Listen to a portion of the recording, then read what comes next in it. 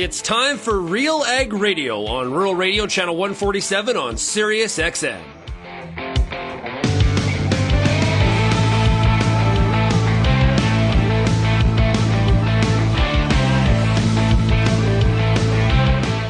RealAg Radio and RealAgriculture.com is your home for insight and analysis of the issues that are impacting your farm business. Let's get real and get connected with RealAg Radio.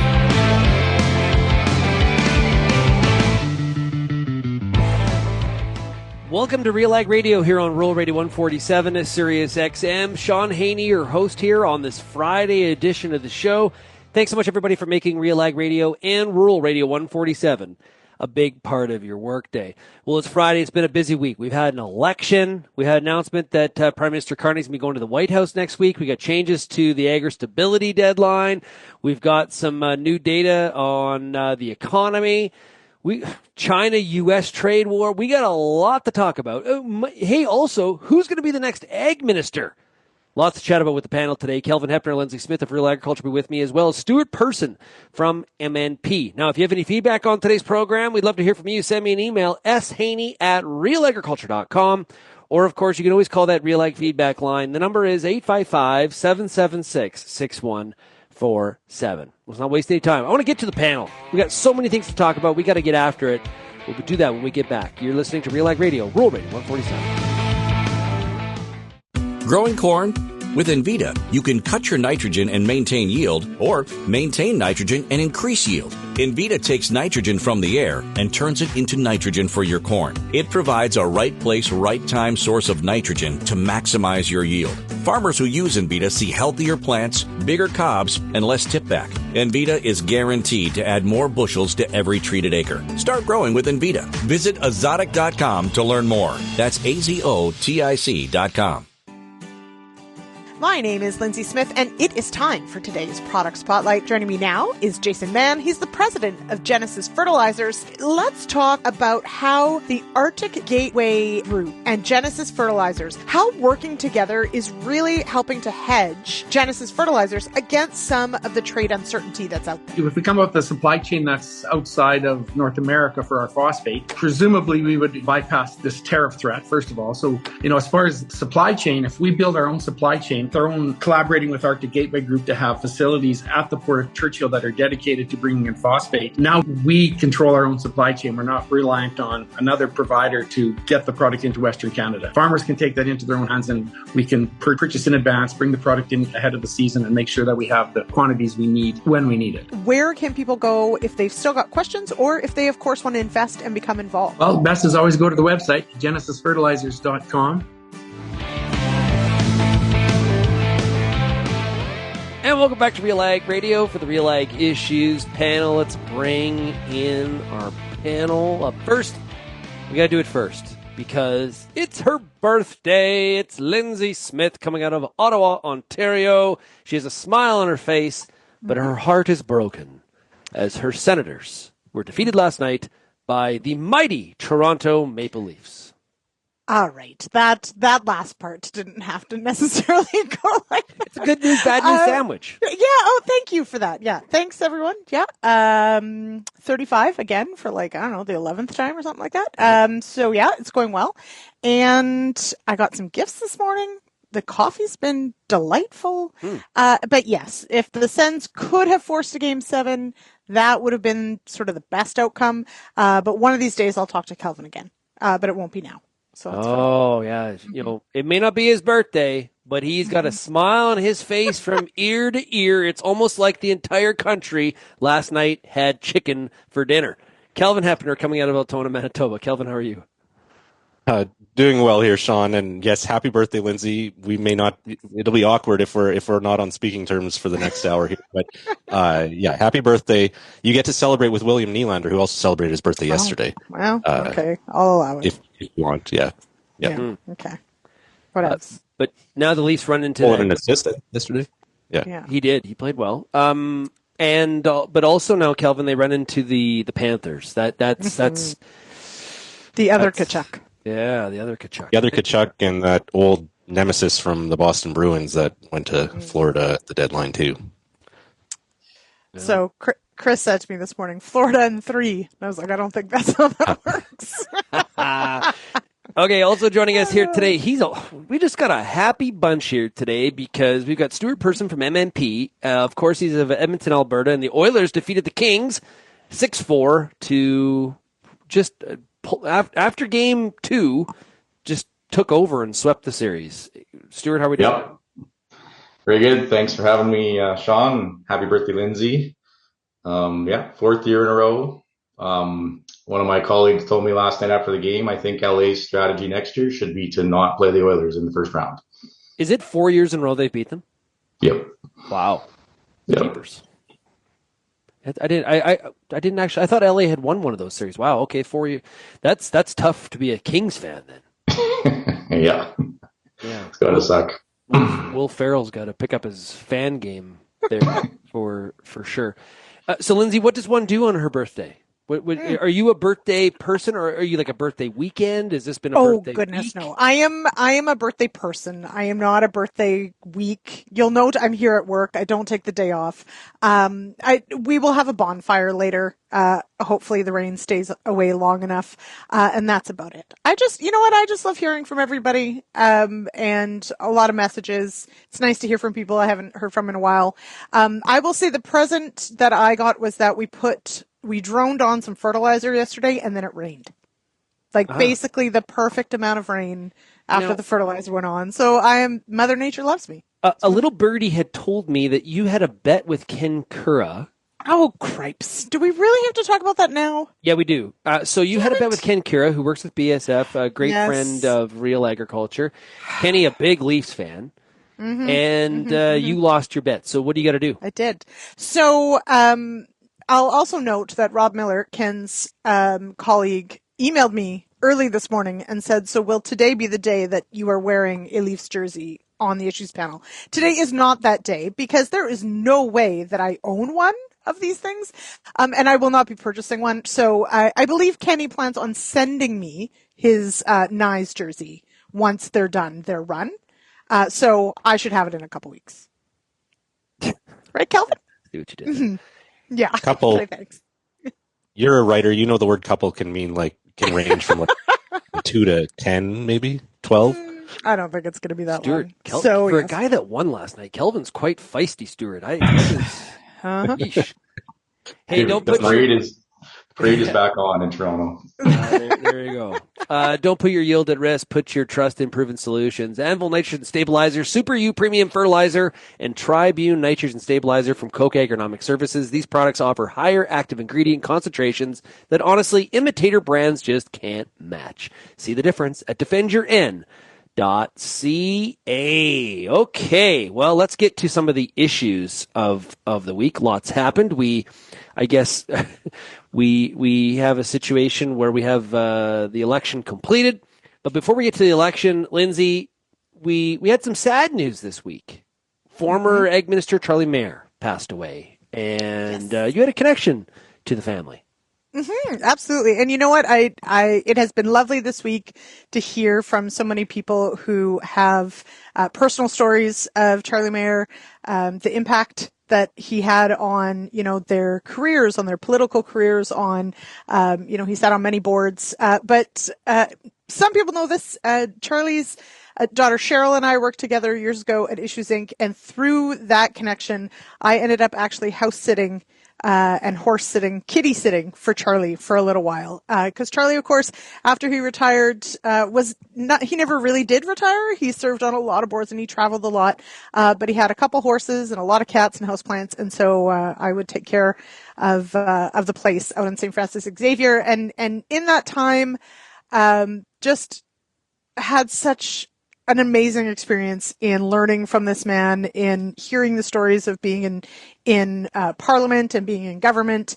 And just anyone who knew him, of course, knows he had just a great smile, but goodness, he was passionate about policy and about farming, and it would always come through. And I have very clear memories of him. He was probably about 70 and still was playing basketball. He had a hoop just outside the door, at his farm, and, just always good with a joke, great laugh. And, but also, I learned a lot about policy and about politicking and those sorts of things. And as I've shared before, when Brian Mulroney passed not long ago, he's the reason I got to talk to Brian Mulroney on the phone. Answering the phone and hearing Brian Mulroney on the other end of the line, that was a big one. So, so Charlie, his daughters, he has 3 daughters, know all 3 of them.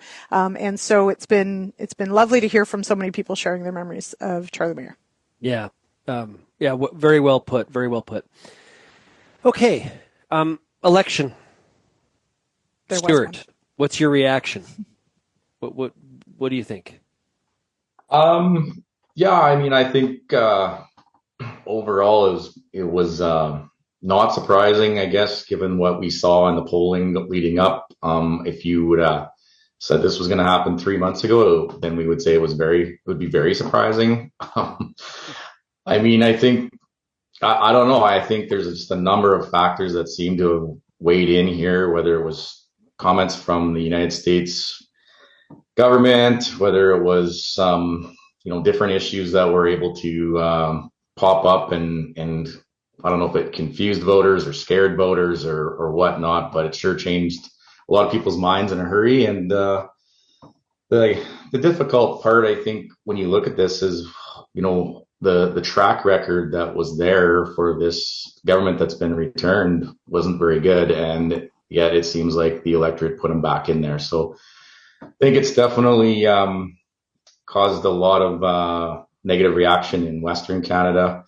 And I know Western Canada is taking some heat right now about maybe acting like they're kind of pouting or whatnot. But I think when you look at Western Canada, especially in a lot of the farming community, I think there's just a lot of hope there that with a change in government, there'd be some change in some of the attitude and some of the policy that's been negatively impacting agriculture. And that hope just vanished in a matter of a few weeks, right? So I think there's just a lot of upset folks now that just go, now what, right? Are we in for the same thing for the next 4 years? And so it's causing some rather rash comments to be made and some actions to be taken and maybe not unjustified.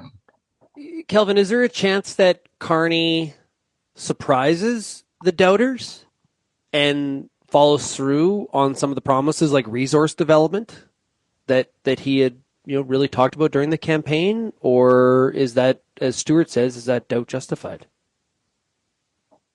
I think we're justified to be skeptical. He certainly has changed the messaging and the tone and the priorities. What he's talking about is very different from what Justin Trudeau talked about as Prime Minister for the vast majority of his 9 years. As I think we've said here before, Mark Carney thinks more about the economy in the first 5 minutes after he wakes up than Justin Trudeau might have done in a year, kind of thing.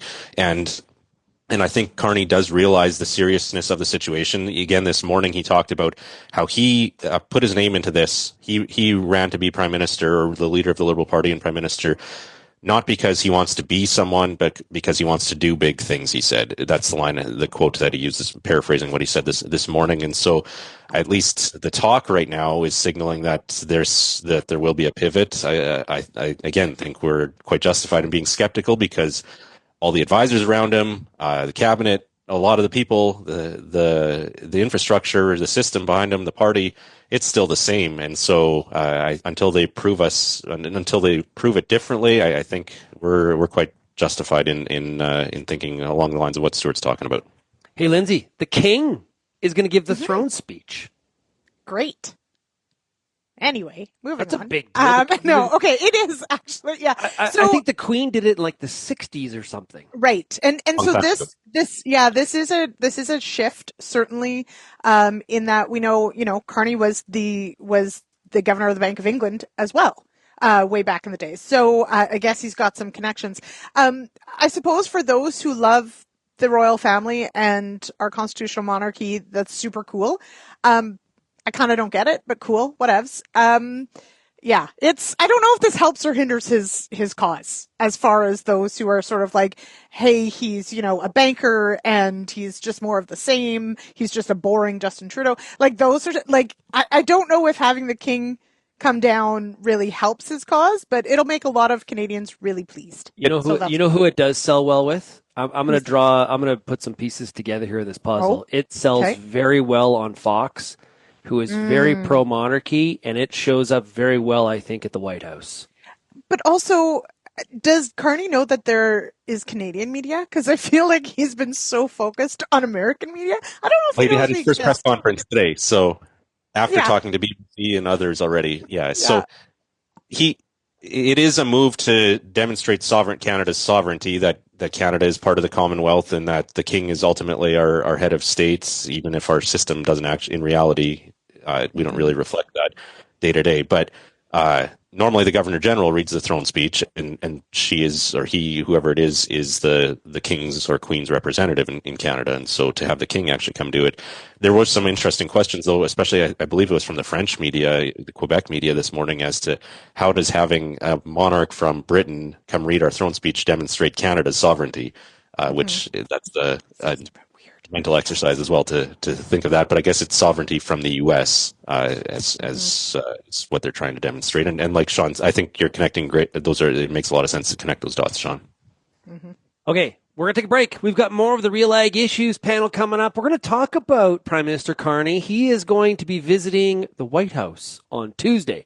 I'm going to be in D.C., so is Prime Minister Carney. Is that a coincidence? I'm not so sure. We'll talk about that when we come back. You're listening to RealAg Radio, Rural Radio 147.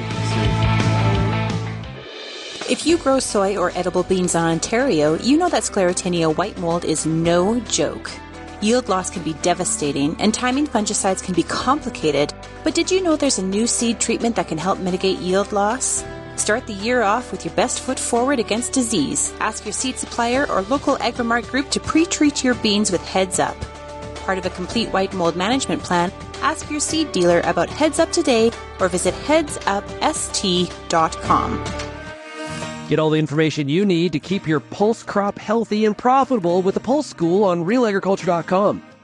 The Pulse School is a free YouTube video series covering agronomy, research, and more across a host of different pulse crops.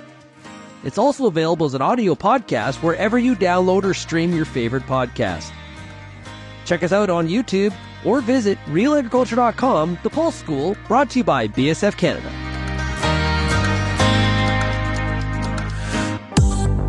I'm Lyndsey Smith from RealAgriculture.com. Join me Monday nights for The Agronomists, a 1-hour live and interactive show broadcast across YouTube, Facebook, and X. Monday nights at 8 p.m. Eastern, I host expert agronomists from all over the country to give you answers to some of the toughest agronomic questions. Join us live or catch the replay Tuesday morning.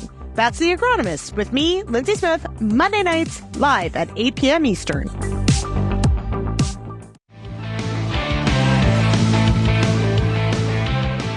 I can only imagine on Lyndsey's birthday how spectacular of a cake she would have. Lyndsey, come on. How many layers and what kind of cake? Oh, see, this is for anyone who knows me. If ever I get to choose, first of all, I'm actually more a pie person, but I do not say no to a good cake. But if ever there's a choice, it will always be lemon. Huh. Yes, I am a hardcore. So lemon cake with cream cheese icing, maybe some strawberry in the middle. Mm-hmm. Wow. So yeah, everybody's welcome. That sounds fantastic. I'm not sure I'm going to segue that into applying your tags with the manufacturer's recommended applicator for specific tag can help prevent losses from factors beyond your control. The right applicator locks the components together, increasing retention. For best practices, visit retentionmatters.ca or call 877-909-2333. Just like you got to use the right applicator, just like you got to use the right flavor and the mix of cake, and it's all important, and it's all about the process, baby. Okay. Great segue. That was pretty good. I tied it together at the end. You did. We got Stuart Person, MNP, Kelvin Heppner, Lyndsey Smith of Real Agriculture, myself, Shaun Haney. Stuart, what's your thoughts? Who's going to be Ag Minister? Break it down for us. Is it basically Boyce's position to lose? He's the front runner by a landslide? Well, I certainly hope so. I don't know all of the Liberal MPs, so I don't know if there's somebody else in there that makes better sense. But I've met Cody a couple of times. I really like him. He's a great guy. He knows the file really well in agriculture, and he's not scared to stand up for farmers, regardless of what the PM even thinks. Like which I think has caused him some grief in the past. Maybe one of the reasons he wasn't getting into those positions in the Trudeau government is he wasn't always necessarily towing the line. He was trying to stick up for his constituents and stick up for the farming industry, and sometimes that was not in agreement with maybe what the Trudeau government was trying to do. So I hope, from everything that I've seen, I like Cody. I think he's a good guy. I think he will do very well in that portfolio for as long as this government's in power. He is a goalie, though. Is that work against him? No, it doesn't. I was a goalie too. I was going to say, I'm pretty sure Stuart's goalie too. So. And John Barlow, who was or is still the shadow minister of agriculture for the Conservatives, also a goalie, right? Yeah, he is. You guys have a secret club, and you're just not telling us. It's like a whole bunch of goalies. It's sort of like in order to be a color analyst on hockey broadcasts, you got to be a goalie. It's the same with being the ag minister. Kelvin, I think Stuart says that very well. I think there's coming out of the ag leaders debate that CFA put on that I was able to moderate. I think there was a lot of people who felt, man, whoever wins this, Conservatives or Liberals, if it's Boyce or Barlow, we've got a good champion for the industry. Are there any other names, Kelvin, that we need to be paying attention to on who could be the potential ag minister? That's a good question. I didn't do my homework on this ahead of time, and I think there are quite a few new Liberal MPs. I was listening this morning to a podcast where they're talking about Carney still needs to get to know who he has in caucus or forming cabinet, because he needs to get familiar with who he has on the list. But I think there would be some of the people that we've said were in the running in the past, potentially in Quebec, potentially, while there's not much for options in Western Canada, certainly. So yeah, I think it is. I would put very high odds on Cody maintaining that role that he was appointed to in early March, and certainly he's been an advisor to the Carney leadership campaign through the whole leadership race in February as well, on agriculture and rural issues as well. So I think I'm quite sure that Cody Boyce will be the ag minister again. There could be regional issues there if somebody else from his province needs to be represented around the table. And Carney, of course, had a 23-member cabinet, which was quite small leading into the election for that 2-week period or a week or 2-week period. We'll have to see whether he's able to maintain a cabinet that small going forward. I see him going bigger. He's got to make some room for some of those NDP seats that are going to cross the floor. Yeah.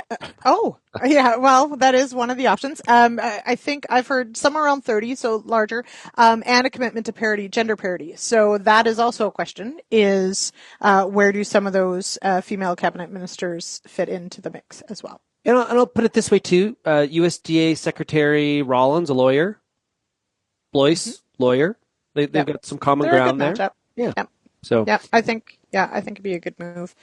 So let's hope. And I mean, maybe according to some discussions this week, maybe for 6 months, because that's the earliest I've heard we're going to another election. Everybody, I'm taking the over. I don't. Yeah, I think Canadians don't have the stomach. I don't know. I would take, if it was 6 months, I'm taking the over. Yeah, it depends. That was my initial thought too. I know, Shaun, when we talked about the election result the day after, I thought this might not last long, but after the dust has settled and I've thought about it some more, I can argue with myself and say that it could last a long time, because the NDP and Bloc are in no shape to force an election at this point, unless Carney takes, when he's talking about making big, bold, dramatic changes and implementing big transformative things with the economy, maybe there's something there that upsets the NDP or Bloc enough to force it an election, but I have a hard time seeing it. Yeah, it's when you start to argue with yourself in different voices, Kelvin, that's where you need to be concerned. That is that's bad. Stuart, what's your bet when it comes to election timing? Yeah, I would say I'd say we're going to last longer than 6 months. I agree with you. I don't think that the NDP or the Bloc are in a position to be running campaigns. This whole idea of MPs crossing the floor is interesting.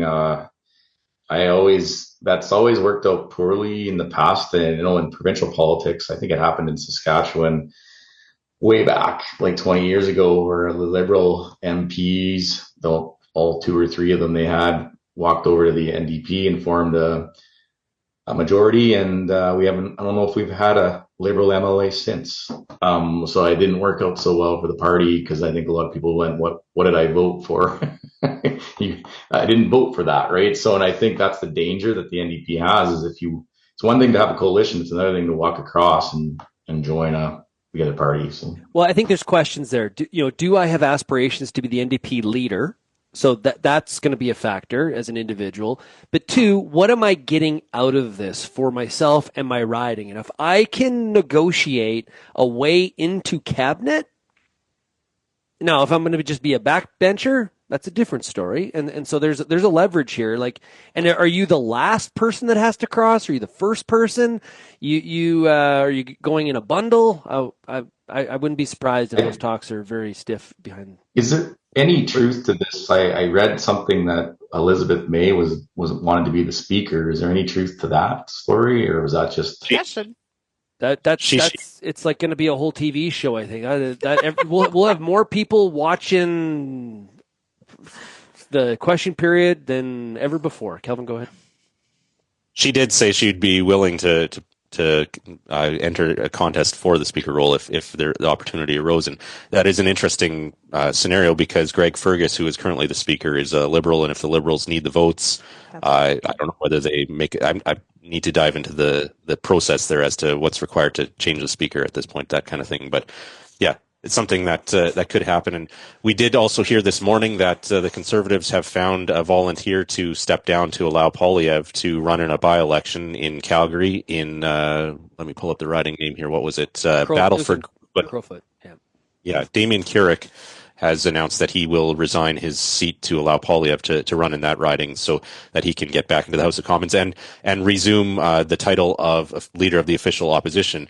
Right now, the Conservatives are going to be meeting here in the next couple days, I believe on Tuesday as well, to decide who their interim Leader of the Opposition will be, because technically Poilievre can't have that title if he's not a sitting member of the House of Commons. He also has to vacate, and I'm curious how they enforce this or what the timeline is for leaving the Stornoway mansion where the Leader of the Official Opposition resides in Ottawa. It would be potentially not an ideal situation when you've got young kids and stuff and you got to move them out and then you run in a by-election, you can move back in a couple months later. We'll have to see what the timelines are for this and what expectations are there. There's some talk that Carney should extend an olive branch and let him keep living there in the meantime. So we'll have to see. I don't think it would surprise anybody if he did that. He seems like that kind of person that would do that. Or new roomie. And whoever the actual leader is just moves in. I want to see the Poilievres move into that VRBO that Nick Saban in that commercial where if you've seen that, you know what I'm talking about. Okay. Yeah. We're going to take a break, and when we come back, we are going to talk about the fact that Carney and I will be in D.C. next week. We'll get to that when we come back. You're listening to RealAg Radio, Rural Radio 147. Serious. Find everything you need for outstanding weed control in your wheat and barley from the cross-spectrum herbicide experts at Corteva. Corteva is proud to offer a wide selection of cross-spectrum herbicides for maximum convenience, effective resistance management, and customized control of your toughest grassy and broadleaf weeds. No matter what kind of weed challenges you're experiencing, we've got the right fit for your farm. Visit Corteva.ca to learn more. If you're involved in the agriculture industry, it's important to stay informed on all the latest issues affecting your business. At RealAgriculture.com, we offer fast, reliable news, information, and insights to help you keep on top of all of the latest in Canadian agriculture. Visit RealAgriculture.com and sign up for our free daily newsletter covering everything from news, agronomy, animal agriculture, and much more. Visit RealAgriculture.com/subscribe today.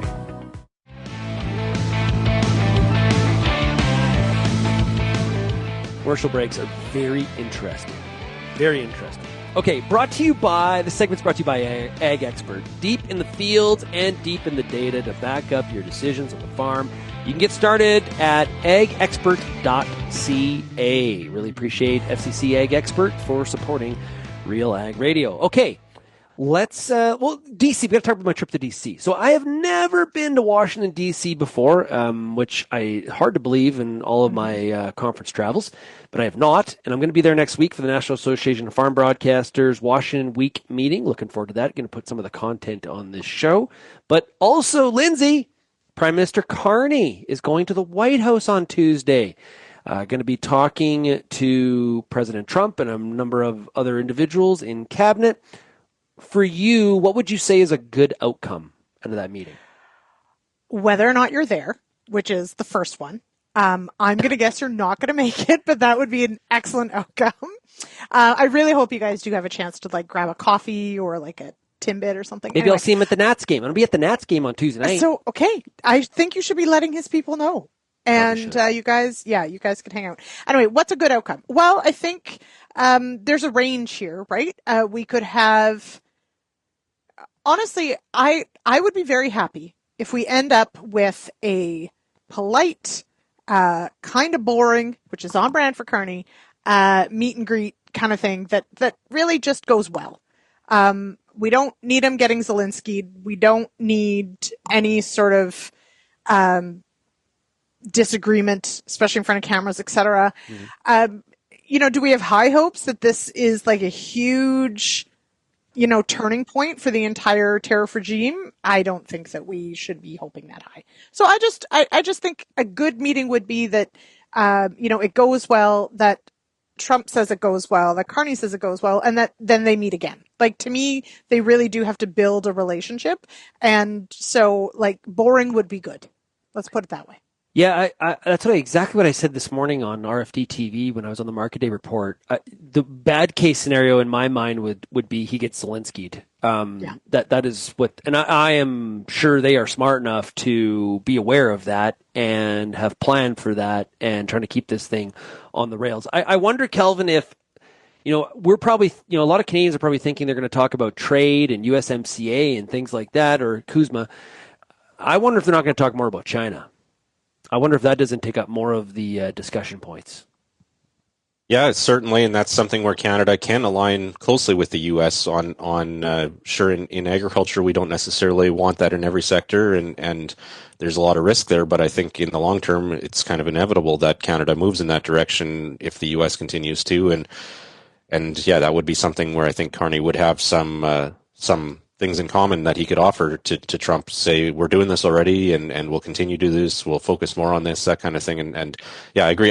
To me, I think there's some risk for Carney in terms of domestic political perception and whether could this be, there's risk that his honeymoon period as prime minister ends with this meeting with Trump among his voters, because what if there's moments where he plays along with Trump's joking about the 51st state or something like that, and he comes across as actually not being the leader that people supposedly voted for to stand up to President Trump kind of thing. So I'm curious how Carney walks the line in the moment of that unfolding in front of the cameras next week. Well, there's a lot of older Canadians. David Coletto and I talked about this on Tuesday, on Tuesday's show. There's a lot of older Canadians that very much moved more to the Liberals and Carney because it was an anti-American vote. And all of a sudden, a week later, Carney's all chummy with President Trump. Exactly. That's the risk for him, I think, or there is risk there. Interesting. Stuart, you're at MNP. I'm sure they're going to talk about taxes, the digital tax. There's a lot of tax. There's a lot of talk about taxes right now in the U.S. with trying to extend those tax cuts and even make more tax cuts going forward. I guess what do you expect at a next week's meeting? Well, I don't know. I was going to say maybe Carney's going in and going to lead with a flying elbow or something like that. Well, but he does have elbows up. Did you see the dancing that he did the night? That's so cringy, you guys. I'm not sure what that was. I don't know how much the U.S. cares about our politics or whatnot. So I guess we'll see. But I would guess that the Trump campaign did pay some attention to the comments and to the elbows up and to all that stuff that was going on. So if Trump was offended by that at all, we'll know about it real quick when they get going with their meeting. And I think on on the tariffs and the taxes and whatnot, I think one of the key things that Carney has to understand is that we have, as an economy, we have to be competitive with the United States in how we're taxing our people and our companies in Canada. And so he's got to understand whatever Trump's doing down there, we can't be too far off of that, or we will continue to lose business to the US. So I think we got to, that's something he's got to pay some attention to. I really hope they do have a bit of a narrative around if there are going to be tariffs and we are in a bit of a trade war for a while, that they try to leave food out of it. Because it's not good for anybody's political well-being to have situations where food inflation is out of control and you've got people who are going, hungry. That usually doesn't bode well for anybody's popularity. So maybe they'll have some chats about that, maybe not, I don't know, but that would bode well for us in the ag industry if they kind of left that off the table. And then the other thing is that it'd be really interesting to see if they have any conversations about biofuels and that side of it, because that's a big deal for us in the ag industry. And, even though I think a lot of farmers in Canada would have voted conservative, and conservatives were maybe not the biggest fans of the biofuel side, I do still think that when you get down to the fundamentals and the economics of grains and oil seeds, biofuels are driving the price of that at this point. So I'll be interested to see if Carney sees biofuels as a positive in his push for net zero, and if he does, and if the US is going to carry on with their biofuels or whatnot, how does that work between the two countries? So, Kelvin, one of the things that I've been hearing a lot about is what's happening with container shipments from China to North America. I heard the CEO of the Port of Los Angeles this morning on Bloomberg Radio. He was also on CNBC a couple days ago, kind of the same messaging. They're expecting starting next week a drop in container shipments from China to the U.S. to drop by about 30 to 35%. So here's a number for you. For every 4 containers, it's one job for dock workers. Wow. That is substantial. Wow. Now, what is mixed is what I can't sort of get my head wrapped around is what does this mean for container availability for Canadian shipments? So do we see a whole bunch of those containers not hit the Port of Los Angeles or Long Beach and they actually happen to show up at the Port of Vancouver? Can the Port of Vancouver handle the increased volume? There's a lot of things to watch out for here on the logistics side here right now, Kelvin. Yeah, there's a lot of anecdotes, and I'm not sure which one really sums up the situation, but there's a lot of anecdotes showing that China to the U.S. traffic right now is dropping quickly, and talk about consumer goods being in short supply. And this week we saw President Trump say that maybe American kids don't need, what was it, $30? They can play with $2 instead, or something like that. Yes, yeah, dollars were the focus this week. Yeah, cool. So. And there's talk about back to school timing being when it will really hit in terms of consumers and Americans noticing things not on store shelves or prices escalating, that type of thing. So right now it's quite anecdotal, and I guess we're in the early stages. And I think in a lot of these cases, these companies are just simply holding and paying the fees for keeping containers filled at port in China, that kind of thing, or rerouting them to Australia or to Canada, and there's all these different moving parts. Everybody's in this cloud of uncertainty and not sure what to do. And when we're in that phase, a lot of people our first reaction is just to freeze and wait for the dust to settle. And I think we're still in that phase right now with a lot of this. And Stuart, across MNP's client base, you see a lot of different shapes and sizes of companies. Okay. And in this example, what a Walmart can do in order, front loading a bunch of inventory, storing it in warehouses in other countries. They got the cash to do that. They're also able to maybe make the seller pay more of the tariff than, passing it on to the consumer. It's the small and medium-sized companies that aren't afforded some of those luxuries. They're the ones that actually probably are the most vulnerable here at this time. Yeah. No, I would agree with that. Not good for that group, and that's a big group in Canada. There's a lot of small to medium-sized business in Canada. Doesn't mean that Walmart isn't significant, and Costco and those companies, they are here and they are significant. But yeah, you're right. I mean, competition-wise, they have a big advantage. And I mean, it's no different than when China was, had the restrictions on canola being sold to them through Richardson's and Viterra. We heard lots of stories of canola getting shipped into other countries in Asia, or we, hang out at the port for a couple of days and then into China. Like, I don't know if that's true or not, but will some of that go on here where, is the Port of Vancouver going to pick up business, and are we going to somehow still find products going in to the U.S.? I don't know. But I mean, you're not going to absorb all of the U.S. ports aren't going to be able to be absorbed by Canada or Mexico. I wouldn't think that's a lot. So. Well, Lyndsey, there's another thing that's going to be discussed at probably the White House next week is what's Canada's position on trying to prevent some of this rerouting? Yeah. So, and to me, if I may wax philosophical for a moment, there's also this point of like just ignoring human nature. Like, most people don't like to be told that they shouldn't buy what they want, or that they should just do with less, or whatever the case may be. And I feel like, while I understand sort of where it's coming from of saying, oh, well, maybe you'll have $2 instead of 30, et cetera. Okay, first of all, that's sort of ridiculous. But second of all, if you want to buy a certain thing, I just find it interesting that Americans are, for the greater good, quote unquote, I'm using air quotes, that they're just going to go without. That just doesn't seem like a reality, in which case there's still going to be demand for products. So how are you going to get it into America?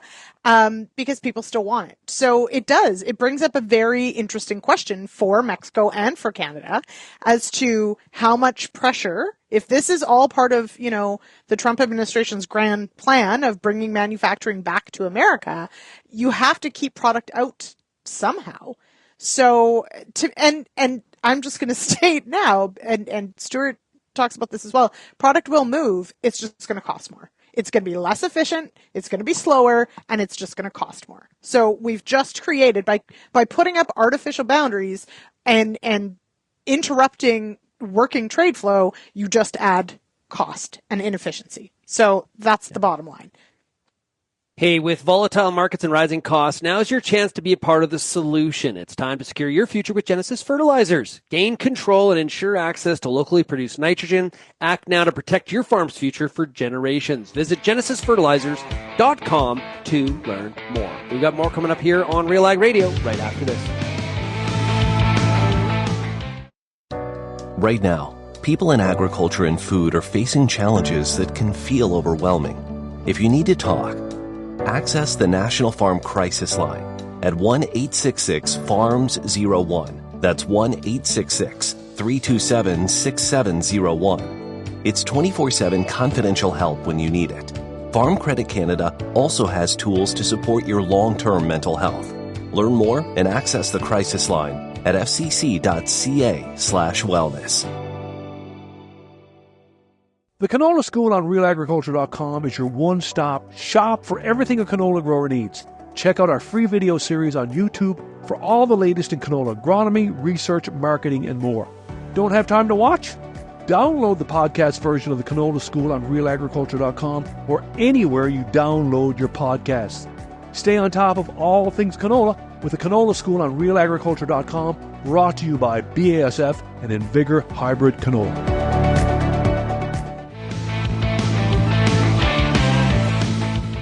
And welcome back to RealAg Radio here on Rural Radio 147 at Sirius XM. Hey, understanding the challenges you face, Nutrien Ag Solutions works with you to find the right solution every time. Nutrien Ag Solutions is one partner, all in. Visit nutrienagsolutions.ca to learn how their offerings work together to support your operation. Okay, finishing up with the panel here today, Lyndsey Smith, Kelvin Heppner of RealAgriculture, Stuart Person of MNP. Stuart, let's go to you. We've got an extension for AgriStability sign up for the 2025 year. It's moved to July 31st. Why? Well, the main reason that I believe was cited is just all the uncertainty in the markets and tariffs and this and that. I think they were trying to give people a bit more time to get signed up. But hey, it's good. I mean, the more people that are able to take the time to look at the program and figure out if it's going to be beneficial to them, the better. I think going forward, given that we now have a Liberal government again, I would guess they're going to continue with the AgriStability program. So I doubt we would see any major changes coming forth in the near future. And so this is the program that, farmers should be participating in if they want, more of that government backing and assistance, when situations like this arise. And who knows what the tariff situation is going to fall. We're just seeding the crop right now. We don't know what that's going to look like come, harvest time or next winter when we're trying to sell it. So good time for farmers to be getting back into that program if they're out of it, or getting in if they've never been in before. Because we just don't know what it's going to look like. And if there are big declines due to pricing issues, due to tariffs or whatever else, that program, will be there to kick in. Hey, Kelvin? So, Stuart, on the eve of the election, we saw Minister Blois announce these changes, these enhancements to AgriStability, increasing the compensation rate to 90%, doubling the cap on what a single farm can be eligible for.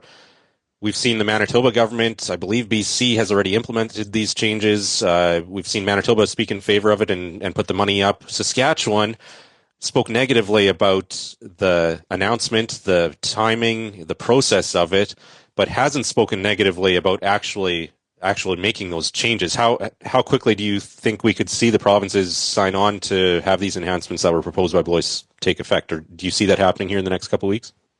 I think so. I mean, assuming that we get some clear direction of the federal government that they're moving forward, I would think the provinces will want to sign on.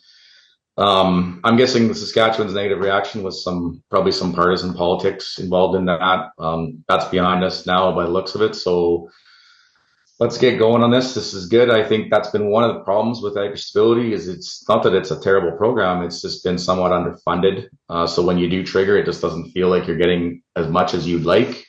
And so these enhancements are increasing the funding level. So that's good. And I think they could go further? Yes, I do. I like the cap going from 3 to 6. I'd like to see no cap. That would be my preference. And as far as the funding level goes, 90% is sounds great, but it's 90% of 70%. So you're still only at 63 cents on the dollar. We could go a little better than that. As a farmer, I'd like to see it higher. I just don't know what that does to things like WTO and stuff. So we just got to be aware of that. WTO is that still relevant? Exactly. Maybe it's not relevant anymore. Yeah. I don't know. Who's that? Never heard of her. I'm curious whether we see these changes before the FPT meeting in Winnipeg in July. I'm wondering whether that's where we actually see some of this stuff happen. Good point. Could be. I think if Cody is the minister. Just from my interactions with him, I think he's the type of guy who can get the provincial ag ministers on board. I think he'll do well with his relationships there. At least I hope he will. We'll see. Yeah, for people that don't know him, he is well liked across the countries or across the country on the prairies as well. And I think from Saskatchewan, some of the other people that had an issue with what was proposed right before the election, maybe down to a process in terms of how that came to be and how the provinces weren't really included in some of those suggested changes. So we'll see what happens. Interesting, we asked the RealAg Issues panel about impact of some policies, and we asked about AgriStability. Only 8% of producers said it had a very positive impact on their businesses. 26% said slightly positive. I think AgriStability, even if it just sort of changes a little bit under the new government, it probably needs a rebranding. I think we need to come up with a new name. Thoughts? Yeah, fair comment. I again, the number one issue with AgriStability today and for the last 20 years, as it went through its different branding, is education. There's just so much misunderstanding of the program. We haven't invested enough in explaining the program and the nature of it and how it works. And I find that producers who do take the time to learn about it and understand how it works have a totally different perspective on it than those who don't. So just encourage everybody to just invest some time, get to understand it, talk to your accountant, figure it out, and then once you have that information, then judge it at that point. Lyndsey, let's talk about 2,4-D decision. decision this week. Farm groups pushing back in terms of a decision that was made on what's going to happen with tariffs on 2,4-D coming into the U.S. So, and this is one of those interesting ones where you sort of understand where a company is coming from, but the outcome potentially means some bad things. So this decision is in response to Corteva Agriscience launching an anti-dumping and countervail petition with the U.S. to essentially say that the imports coming into the U.S. from India and China are either heavily subsidized or in some way unfairly priced within the U.S. market. And so the outcome, of course, is if the U.S. agrees with this, which they did, and they then say, okay, then we need tariffs on imported product. Two things happen, of course, right? So you likely, as a grower, are going to pay more potentially for this product. The other is you may have less availability. And so, like any product, but 2,4-D is pretty common as far as its use and it being an ingredient in several different herbicides, that realistically, having less access or having to pay more, which is the outcome, not exactly a good thing for farmers per se. At the same time, we've seen this happen, whether it's on feedstocks for biofuel, whether it's on pulse proteins coming in, so plant protein coming in. There are issues with, inferior or perhaps cheaper product coming in from other countries where our domestic markets are potentially harmed by them. But ultimately, this is complicated because the bottom line is, farmers may end up either having trouble accessing or having to pay more. It just feels like the candle's burning at both ends. So there's challenges, and I'll use the U.S. reference here. You got EPA being more and more difficult when it comes to the registration of products. And then you've got the ones that are available. We're not happy where they're made, so we're going to apply tariffs. And all that does is it shrinks the availability of technologies and products that farmers have access to at a time where, to be quite frank, we're fighting an uphill battle when it comes to weed resistance, Kelvin. Yeah, exactly. We don't need fewer tools at this time, and so that's you're right. It does feel like we're losing, and American Soybean Association, National Corn Growers Association have spoken quite vocally against this. Here in Canada, we have yet to see what the impact will be of these U.S. 2,4-D tariffs, but of course our supply chain is quite integrated here, and the market is integrated, and so we'll have to see. I'm assuming we will see some spillover effects north of the border as well. Absolutely. Also a time where Bayer is talking about removing glyphosate from the U.S. market. There's another example as well. And that's a whole other reason. It's the litigation side. So you got the courts, you got the EPA, and you got tariffs. And so the farmer's in the middle of a triangle there that is not ideal for having access to products going forward, old or new. Okay, we're out of time, gang. This has been a lot of fun. Really appreciate it. Stuart, you have yourself a great weekend, and congratulations to you and your Oilers, and time will tell if you get to put another banner up that's behind you there. Another white one. There it is. I don't know when we started doing live on locations from Rogers Center there. I'm not sure what's going on. If you're watching on You're video. welcome anytime. Yeah. Kelvin, have yourself a great weekend. Thank you. Happy birthday, Lyndsey. Enjoy that lemon cake. Thank you. Yeah, Lyndsey, happy birthday. Thank you. Yeah. Happy birthday. If you have any feedback on today's show, you can send me an email, shaney@realagriculture.com. Make sure you, speaking of realagriculture.com, make sure you go there like throughout the weekend to keep up to date on all the latest happenings in the world of agriculture. Thanks everybody for getting real and getting connected with RealAg Radio, and we'll chat again next week. Cheers, everybody.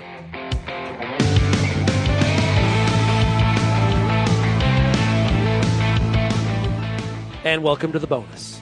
I said earlier this week, in the spirit of basketball playoffs, we're in the bonus, everybody. And if you don't watch basketball, you have no clue what the hell I'm talking about. Welcome to the bonus segment of the RealAg Radio podcast here on this Friday. The panel's all still here. Nobody clearly has to do any other work today. We're just hanging out. It's like a little bit of a coffee shop here. Stuart, I really thought that you were light on the gloating. I like very un-Oiler fan of you. Yeah, I'm pacing myself. I don't want to get too love it. Too carried away here. I'm not quite as confident as Kelvin is. Don't want to jinx it, but I literally have my outfit that I wear to the games. It's the exact same everything every game, and it's working. And it's I'm working. It's working. Okay, so I laugh because last night the Sens versus Leafs, I actually have taken to. I can't watch it. I sit and read my book just outside the living room and just listen because I can't. I was like, no, they do better if I'm not watching. Like, how ridiculous is that? And so I just listened to it. Like, come on. Anyway, so there you go. Yeah. It didn't work for me, Stuart. It didn't work. I've stopped watching games with friends. I watch by myself. It's bad. Like in the basement alone in a cave? Like, what are you doing? Actually, the TV feed is slightly behind the app on my phone. And so I hate that. I can refresh my app. Like, I'm like, are the Leafs going to score on this power play? And I'll check the phone app before when the power play is just starting and you. So this is why you don't want to text us while watching these games. Kelvin's like, stop bugging me. I'm busy. I need to put the phone down. Yeah, it's not good. Mm-hmm. It's not good for your blood pressure. Sean, playoff hockey is really exciting. I know you haven't seen much of it in the last decade, but it's awesome. I have watched some playoff hockey. I have to admit, I'm already moved in. Like, I'm fully into baseball and waiting for college football to start. We had supper with my boys last night in North Dakota, and like all we talked about all supper was evaluating the Bears draft and talking about college football. Like we're bad as the Leafs fans. We've moved on. We've moved on. Wow. Well, something that is kind of maybe good news, bad news sandwich, depending on where you are in the stakeholder. A topic that we didn't get to was farm equipment sales. It's not good. It's kind of depressing. Agco had their earnings this week, and quarter over quarter, what are they down? 30%? Mm-hmm. This 30%, first quarter? Yeah. Not CNH good. CNH also had earnings yesterday. Quarterly earnings down 23% year over year. Deere reports on May 15th. So that's kind of, they are sort of the bellwether of all of those stocks. It's got to.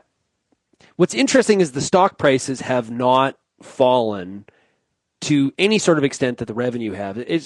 Maybe what we've seen is the cost consolidation, the factory slowing down, laying off some of the shifts. All of that is very much, it's getting those costs in line with where the revenue numbers are. Not entirely sure, but Deere is not too far off the 52-week high. Agco was up like for a month high on their stock on the earnings report forward, mainly based on their forward outlook, which I don't know how the hell you do that now with all the tariffs and stuff like that. But who I really sympathize with is what's happening at the dealer level. It can't be very good, Kelvin, at the dealer level. Yeah, they're certainly facing the pressure, and they've been clearing out inventory, and now it's getting harder to get inventory in, and a lot of pressure from the manufacturers to take on costs and provide services that maybe the manufacturer used to provide. There's that constant pressure on the dealership level right now. So, tough times, and probably shouldn't be surprised if we see more consolidation, unfortunately, and that it doesn't usually mean better service at the farm level for producers, what we're used to the last couple decades. You got your ear close to the ground, Stuart. What are you hearing? Well, I mean, you had to see this coming though, because if you look at what machinery prices have done in the last, even 3 years, it's just insane how quickly they've gone up. And I always wonder, what is the spread that the manufacturers are making there? Like, is there a big profit in there, or were they opportunistic with the pricing that they were using when they rolled out the X9 models for the John Deere combines, and all these new, sprayers and tractors came out, and everything's pushing towards $1 million or over. And that's great when canola is $25 a bushel, and sure, that works. But when we're back down at we were sub 13, I think at one point. We're back up. I think this morning I got a bid from Bunge. It was over $15, so we're looking a little better right now. But $15 canola is not going to buy too many X9 combines unless you're really hitting your marks and growing big bushels. So you had to know this was coming. And my wonder here is, is there margin there that they are just going to have to take a lower profit margin in these machinery companies, or do these things actually cost that much to build, and therefore, like, are they in trouble? I don't know, but the industry can only pay what it can pay. Yeah, so the margin was not as thick as you would think. I am looking through this because I thought I saw like a 7.5% on the AGCO's forward-looking guidance. Adjusted operating margins are 7 to 7.5%. Does that include CEO bonuses? Right. Well, I'm not sure. And if that's the case, that's fine. But now we have a misalignment, right? If machinery is costing that much, and the industry can't do it. I've got all sorts of statistics that we track tons of data on our clients in terms of the cost of labor, power, machinery, and that expense is just straight up the last 5 years. We tend to look at a 5-year chart with our clients, and it's just straight up on every single farm, to the point where any sort of profit gains that might have been there have been swallowed up by that expense item alone. Not to mention fertilizer and whatnot causing issues, but fertilizer on that side, on the input side, that stuff's come back a bit, but we're not seeing that on the equipment piece. And there's some farmers who've done a great job of kind of getting by and not bought into all the excitement here lately, but they're still in a situation now where they are going to have to do something fairly soon because their equipment's wearing out, and now they're in a situation where they're equipment's super expensive. So that's very much in line with what we heard from Dr. Terry Griffin from Kansas State University when we had him on the show a couple weeks ago. What a farmer spends on capital repairs and maintenance, in that really, how you manage that decides if you're a profitable farm versus not. 100%. Yeah. It's a big item. And a lot of it is shifting because that slightly used machinery is harder to find now because people are hanging on to it longer. And so farms that have built their model off of running slightly used machinery, buying slightly used, and when some depreciation's already taken place, that inventory is very hard to find right now. Yeah. You know what we're going to see, Shaun? What's that? We're going to see a renaissance of fixing stuff in the shop, of welding a cure for everything that ails you. That's what we're going to see. Well, if you have those skills. Yeah, I don't. So if somebody could help me out, that'd be great. Well, we know this. I do not. Yeah. No. It is like, but it's a serious, like, I'm joking, sort of, but like, it's a serious question. And, where is some of if we're going to run older equipment, you've got to be able to maintain it. You've got to be able to do basic fixes, but some of the fixes are not basic anymore. So, but it's not just that, Lyndsey. It's the cost, and it's the cost of the parts. Like, so. I know. I buy them. Yeah, like, and it's sort of like one of the things that I heard this week out of the White House was that, like, using the example of, they want to have more things made in America of higher quality. And one of the examples I heard was on washing machines. So instead of having a washing machine for 5 years, it quits working, you throw it out, and you buy a new one. The idea of going back to where you have a washing machine, it breaks, there's somebody that can repair it. Mm-hmm. That seems... That sounds expensive too, though. It is expensive. Yes. If you put it, yeah. And I'm all for, like, let's repair versus replace. Like, realistically, we've because of cheap products, we've got into, like, this very temporary, throw it out, just, buy a new one kind of culture. But there's significant follow to that. And one of those things is losing the skills to fix it. But the other is there's a reason we got to that point. And that was like a dishwasher, washing machine, whatever. The parts are so expensive, or the labor to do it is so expensive. You're better off buying a new one and having a year or two of warranty, and away you go. So it does create, to Stuart's point about potentially some, like, actual structural change in the cost of these things or these models, is that I think we are sort of at this breaking point where it's like too many things are out of line, and we're going to have to figure out a new way forward, and it probably is going to get messier before it gets tidier. Well, we're going to talk about this next week. Speaking of messy, the results are in for the Canadian Farmer Sentiment Index, the intake we did last week. She's negative. Everybody. I just want everyone to know that we love you and thank you. And now, people find it's becoming a better time to invest in capital. That's probably because of interest rates and things like that. But profitability, ouch. Yeah. She ugly. She is not good. But we'll get into that next week. Hey, everybody, we are out of time in the bonus. Really do appreciate it. Have yourselves a great weekend.